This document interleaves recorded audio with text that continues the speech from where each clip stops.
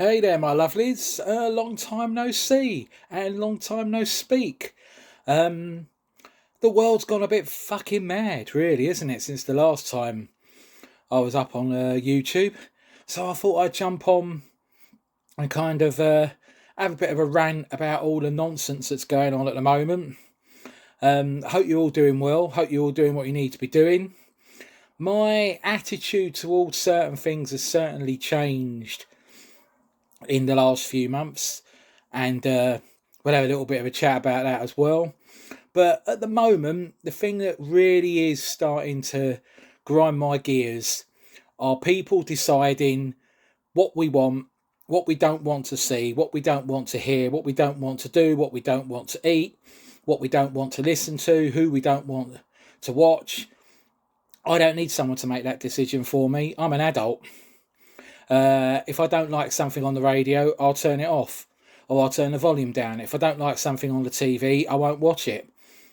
Um, if it's a food I don't like, I won't eat it. I don't need someone to tell me what I need to eat. I don't need someone to tell me what I need to watch, or I don't need anyone to tell me what to do. I don't need these mindless, faceless morons that sit in an office somewhere deciding what is offensive and what isn't offensive, and what we do need and what we don't need, and what we can watch and what we can't watch. I just want these people to just fucking leave me alone and leave us all alone and let us all make our own decisions.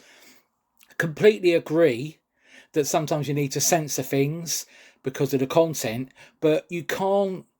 If someone finds something offensive, it doesn't necessarily make it wrong. There could be one person that finds it offensive and 1,000 people don't. So you don't just cancel something because one person decides they don't like it. We fought too hard to have the power of free speech. Hence YouTube. People can go on YouTube and say what they like, and YouTube are really, really good at not censoring people unless it is something completely unnecessary.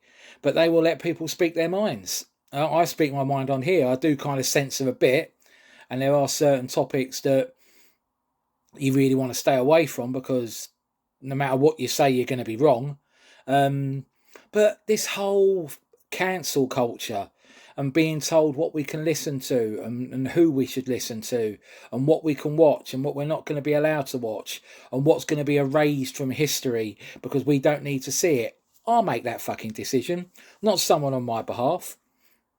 Thank goodness for people like Ricky Gervais, Jimmy Carr, people who speak their mind, people who say what they think, and they aren't afraid to talk about subjects that everyone goes, oh, you can't say that. There's a gentleman on YouTube that I've just started watching. I don't agree with everything he says. Some of what he says is a bit too out there for me, but a lot of what he says holds a lot of truth. It's a gentleman called Alex Belfield who calls himself the voice of reason. Now, as I say, I don't agree with everything, but that's fine. In life, we all can't agree on everything. There's going to be opinions that I have that you guys disagree with, and vice versa. Opinions that you have that I disagree with. But that's the whole reason we live in the world that we live in. Everyone can't agree on everything. Everyone can't agree with everything. But we can be agreed on things that are unacceptable. But cancelling someone because they made a joke 20 years ago when it was acceptable is ridiculous. You can't keep punishing people in the future for things they've done in the past, and you can't punish people in the future for things that other people done in the past. So you're kind of going forward and still punishing them for stuff that happened years ago.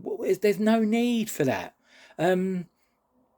We have this whole culture now that people are sitting in fucking rooms somewhere, trawling through Facebook, trawling through Twitter, trawling through Instagram, trying to find something that someone might have said fucking 10, 15 years ago, or a comment they made when they were a lot younger, and then wanting it to come back to kind of have a go at them for it.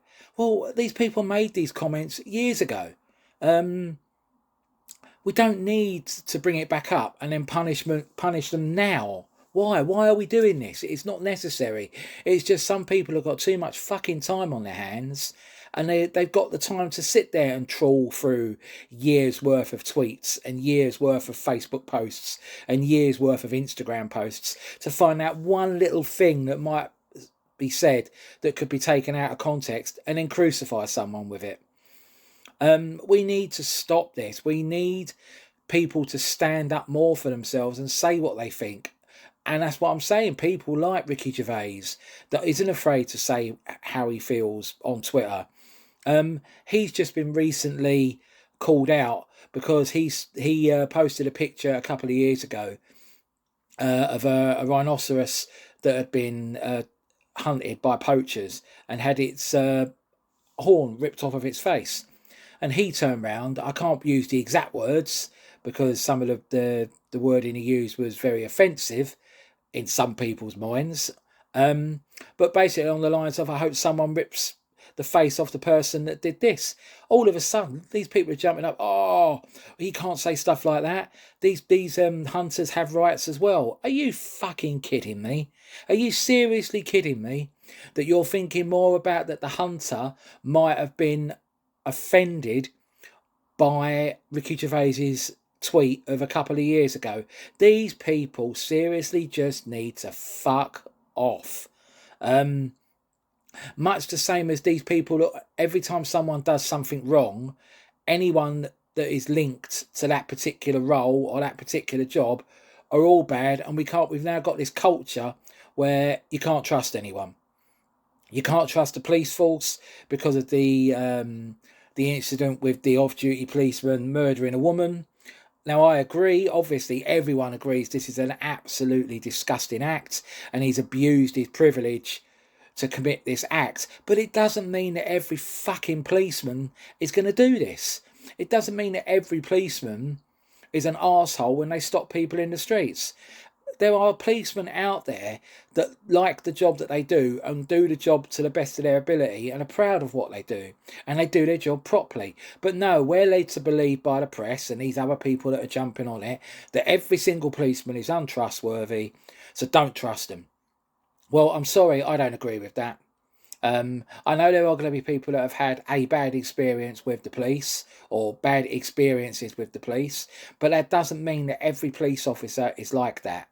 I've always said parts of the job that a police officer does, I would never want to do in a million years. Would you want to turn up to a horrific RTA and be the people on the scene that have to look at that or what's just happened? Would you want to be the police officers that turn up to kind of fence off an area and make sure people don't tread through a crime scene when they found a dead body, or even worse still, found a missing child's body? Would you want to do that? Because if their job's so easy and they're such bad people, would you want to do that job instead? No, you fucking wouldn't. If someone done something to a member of your family, you'd want the police to find who done it and put them in prison. So they're all right then when you need to use them, but they're a very easy target to beat with a stick when they've done something, when one of them has done something wrong.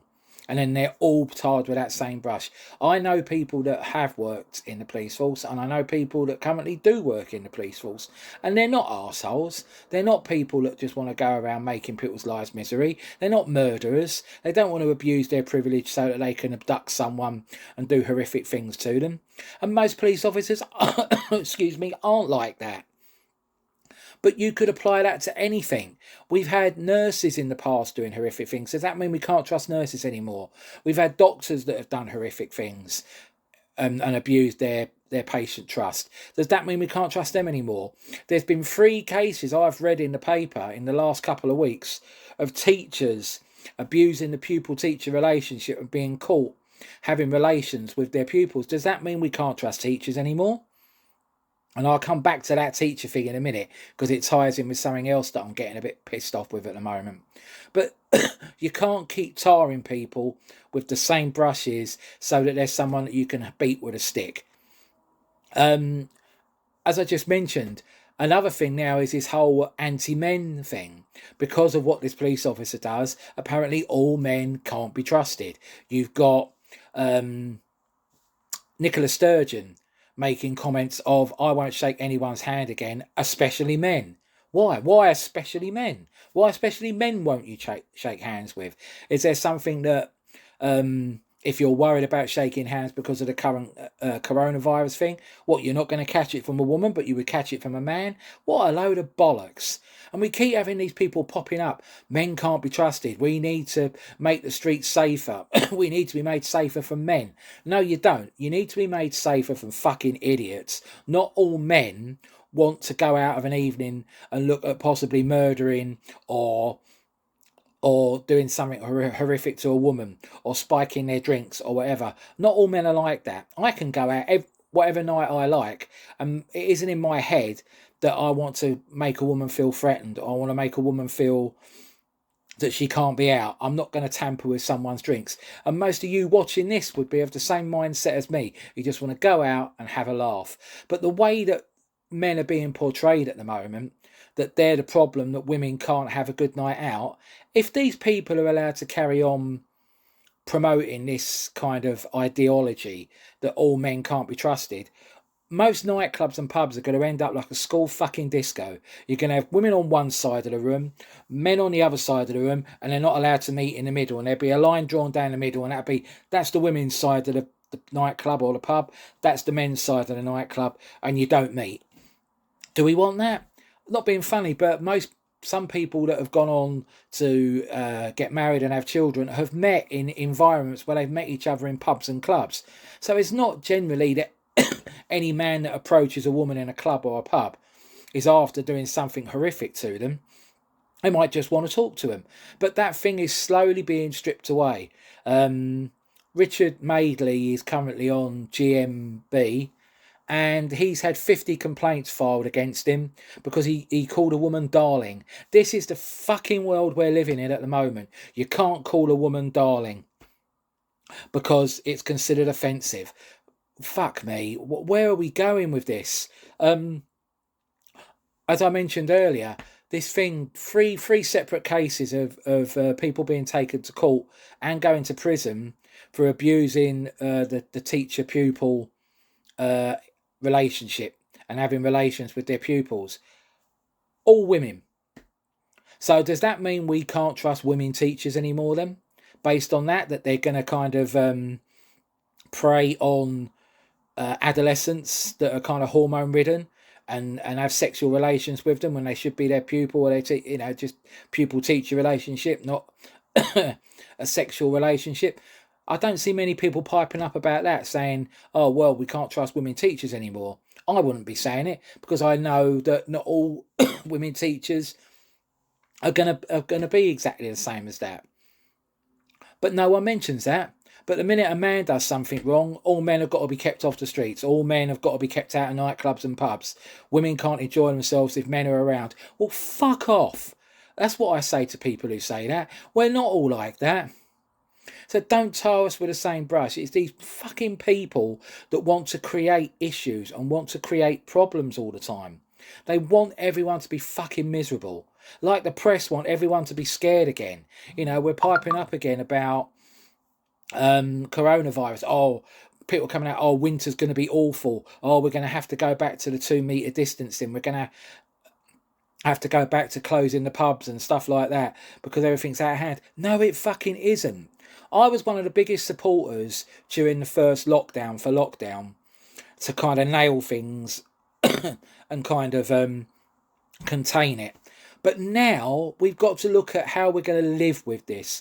We can't keep running down rabbit holes and jumping down rabbit holes every time we have a slight spike and locking ourselves away, because it doesn't fucking work. What happens is everyone locks themselves away. No one has any interaction.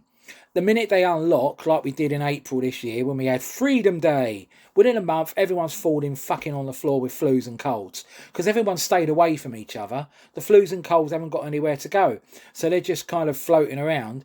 The minute we all come back, the flus and colds go, right, now we can all start jumping in people, now we can all start giving people colds and flus and spread.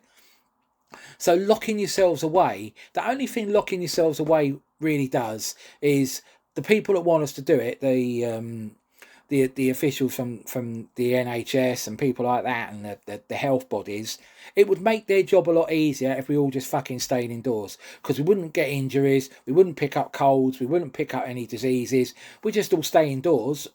makes their job easier. Well, that's not fucking workable. Because then what you're dealing with then is all these people that are told you've got to stay away from people and you can't have human interaction anymore, start having mental health issues. So we have a mental health epidemic that we've got now, where people have been affected by locking themselves away for too long. Now, I agreed when we didn't know what we were dealing with way back March last year, and it was kind of shit. We've never had this before. Lockdown was the way to go until we could figure out what to do. But now we know that lockdowns do work to a degree, but they create more problems than they solve, because people that are ill get iller because they can't get treatment because they're in lockdown. So cancer patients haven't been able to have cancer treatment. Excuse me. As I say, mental health goes off the chart. Freedom Day was an absolute nonsense, because within a month and a half, everyone that you bumped into, I've got this cold I can't get rid of, I've picked up the flu from here, blah blah blah, because the germs have now got somewhere to go. So if you keep running away and hiding, the minute you all come back out again, things escalate. So we've got to learn to live with it. If we're going to give people the double jabs every 6 months, if we all have to have a jab every 6 months to kind of make sure that even if we get it, we're only going to get a mild version of it, then fine, that's the fucking way to go. But we can't keep shutting everyone away and telling everyone, can't see your family, can't see your friends, can't go out to a pub, can't go out to a restaurant, can't go out shopping unless you want to queue around the block for 2 hours because everyone's going fucking mad because the media have wound them up and told them that there's going to be another shortage of whatever, so everyone runs to the shops like we've had with the petrol and we had with the toilet rolls before that. We can't keep doing this nonsense. The press can't keep making us scared. That's what they're trying to do. They're making everyone fucking scared at the moment.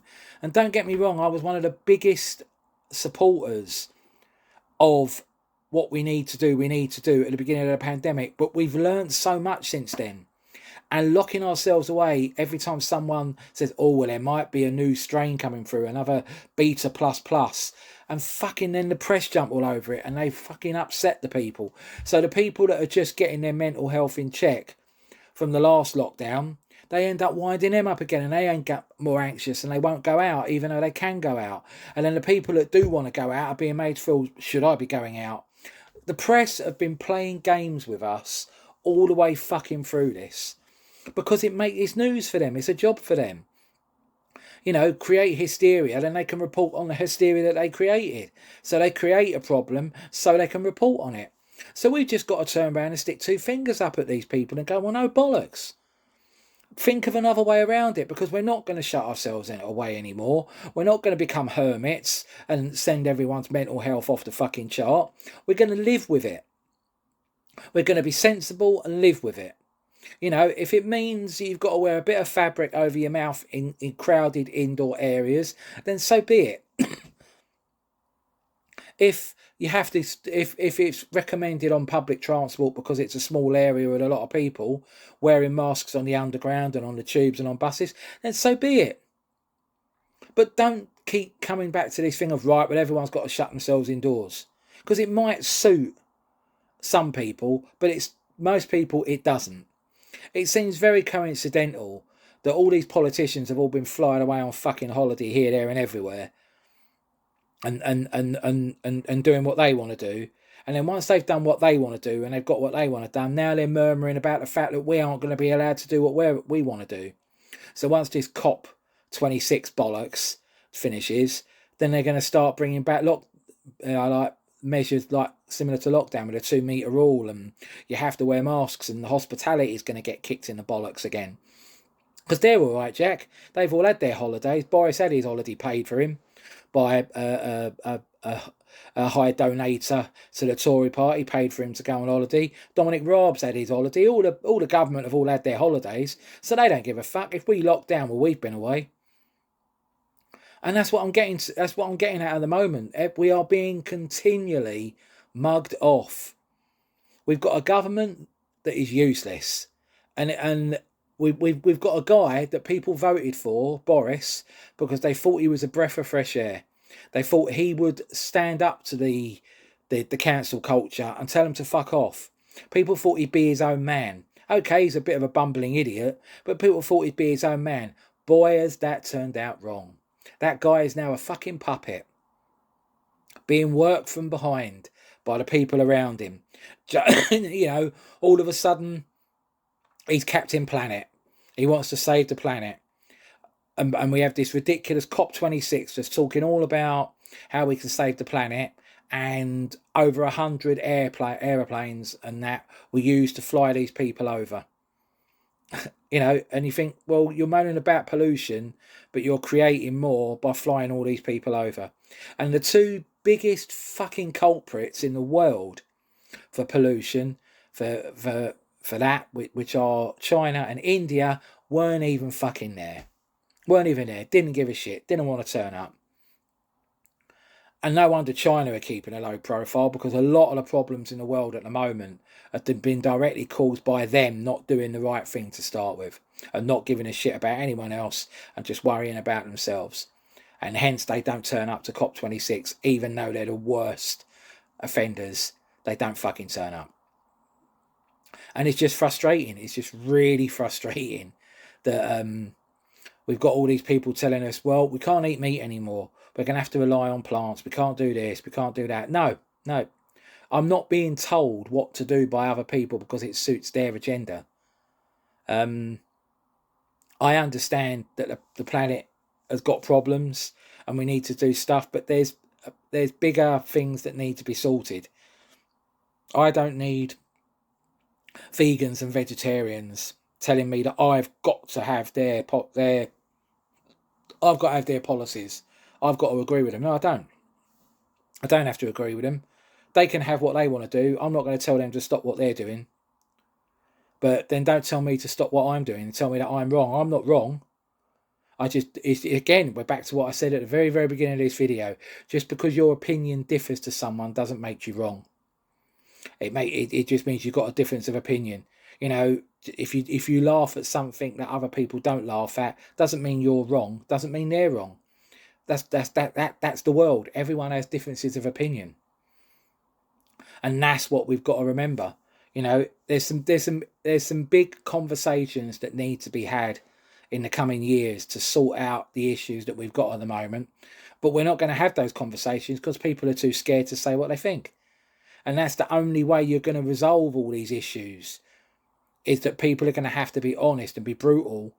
And there's going to have to be really, really brutal, honest conversations had between people to get all this fucking nonsense sorted. People are going to have to be honest and say, you know what? Even though we're saying those group of people are responsible and they're causing a problem, we've got to get our act in order as well, because we're not, we're not completely blameless. There's things that we need to sort out from our point of view. And we've got to get rid of this thing that if you agree with someone's opinion, that's fine. If you disagree, you're the problem. No, you just disagree. It is perfectly okay to disagree with someone from another country. Doesn't mean you hate that country. It just means you disagree with someone that comes from that country. Much the same as if you disagree with someone from any kind of background, it doesn't mean you're intolerable of their background or their religion or whatever they choose to be. You just don't agree with their opinion. If you disagree with someone who's homosexual, it doesn't make you homophobic. It just means you disagree with a homosexual person's view. But no, that's not what happens now. Now, unless you agree with everyone, you will be labelled as being some kind of ist if you disagree with what they say. And it's not that. You can't agree with what everyone says because your life and lifestyle might not suit what they're talking about or what their opinions are. I don't personally agree with the veganism and the vegetarians saying that we have to stop eating meat. We don't have to. It might make things slightly better, but the problems it will cause implementing it, no one's fault of. No one's fault of. Anyone whose job revolves around the sale of meat or the preparation of meat or the cooking of meat loses their fucking job. So we're not talking like 10 or 20 people. We're not even talking hundreds, thousands. We're talking millions of people losing their jobs. What do? If you turn around and say we're not allowed to eat cows anymore, what do you do with all the cows that are in the fields at the moment then? If we're not to use them for milk and we're not to eat them, what the fuck do you do with them then? They're not wild animals. So what, you just leave them in the fields and just let them walk around until they die? What do you do with them? Or the irony is, what, you kill them all? Well, if you're going to kill them all, you might as well do something about it rather than have dead carcasses laying around everywhere because you've culled them all. That's what I mean. People don't think about things. It's very easy to say, stop it, cancel. Think of the people that would be affected by your decision. You know, people saying comedians should be cancelled. So venues are saying, no, we're not having you in our town hall doing a concert because we don't agree with you. If you keep doing that, then eventually that venue doesn't become a venue anymore because no one will play there anymore. So then that goes out of business. So all the people that work in that venue all lose their jobs. That comedian loses money. The knock-on effect it has by just literally, if I don't like something, we just got to cancel it. You know, we've got to get away from this. It's fucking ridiculous. Absolutely ridiculous. Anyway, I'm going to love you and leave you. What I'm thinking of doing, I'm thinking of jumping back on doing more videos, but I'm thinking of kind of separating them out. So I'll do a news rant video. Then if there's anything sporting that I'm not happy about, do a separate one for sport, do a separate one for TV and films and stuff like that. And just do kind of specific videos about specific things. So what it will do is, rather than just one long video, loads of little smaller videos of me ranting, so you can choose. So if you're not into sport, you won't want to watch me rant about football or about cricket or anything like that. However, if you are a sports person, but you really couldn't give a shit about what's going on in the news, you haven't got to hear me rant about news till it gets to me talking about sport. But you tell me what you would prefer. Would you prefer loads of shorter kind of 5, 6, 7 minute videos about specific subjects? So this is my sports update, this is my news update, this is my gaming update, this is my nonsense update, this is my ranting at the mamby-pamby generation, the entitled generation. Let me know. Jump on either the Facebook page. You've all got the Facebook page, the Rich T Facebook page. You've all know where the YouTube page is on YouTube for the Rich T rants videos. Let me know. Let me know what you think would be better. Lots of shorter videos or still the longer, everything covered in one go. Anyway, it's been great to jump on here. As I said before, mental health is a big thing at the moment. And part of what I do to keep myself sane is do these rants and videos, get it out of my system, share it with you. A lot of you are sitting there laughing your heads off going, oh, he's off it again. Well, great. If it makes you laugh, it makes you laugh. If you agree with me and you agree and you agree with what I'm saying, great. If you don't disagree with me, it's not a problem. We can't all agree on everything. But it's been great to jump on here and do this after a long while of not doing it. And I want to try and get back on it. I want to try and kind of revamp it all, do it a bit better, and have a bit more fun with it. So everyone, keep doing what we're doing. We will get there. We have been getting there. We're a lot further away from how bad it was and a lot nearer to it being good. All look after yourselves. Look out for each other. And I will see you very, very soon. Peace out, my lovelies.